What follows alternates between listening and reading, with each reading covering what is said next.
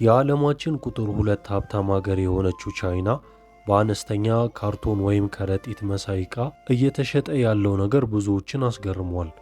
ይህ ዕቃ ባንኮች ከተገነቡበት መሬት ላይ የተቆፈረ አፈር ሲሆን አንድ ከረጢት አፈር በ880 ዩዋን ወይም በ$120 እየተሸጠ ይገኛል። ይህ ከባንኮች ሕንፃ ስር ይወጣል የተባለው አፈር ሰዎችን ባለጸጋ ያደርጋል በሚል እምነት እየተሸጠ ይገኛል።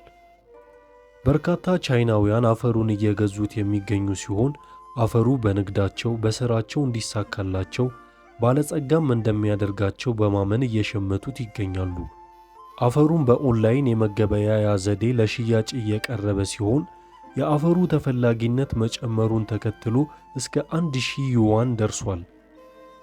ለሽያጭ የቀረበው ይህ አፈር ከ4 የቻይና ግዙፍ ባንኮች ማለትም ከቻይና ግብርና ባንክ፣ ከኢንዱስትሪ ባንክ ኦፍ ቻይና፣ ከቻይና ንግድ ባንክ እና ከቻይና ኮንስትራክሽን ባንክ ሕንፃዎች ስር እየተቆፈረ የሚወጣ ነው።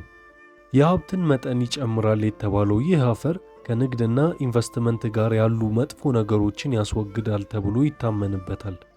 አፈር ሻጭ ነጋዴዎች አፈሩን በሌሊት ይቆፍራሉ የተባለ ሲሆን እንደተባለው ይህ አፈር የተባለውን ያህል ሀብት ያስገኛል የሚል አመለካከት እስካሁን በሳይንስ አልተረጋገጠም።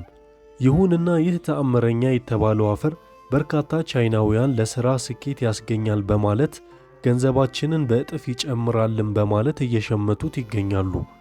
ድርጊቱም በመላው ቻይና መነጋገሪያ የሆነ ሲሆን በዚህ በስልጣኔ ዘመን ቻይናውያን በዚህ ባዕድ አስተሳሰብ ገንዘባቸውን እያወጡ አፈር መግዛታቸው አጀብ የሚያስብል ነው።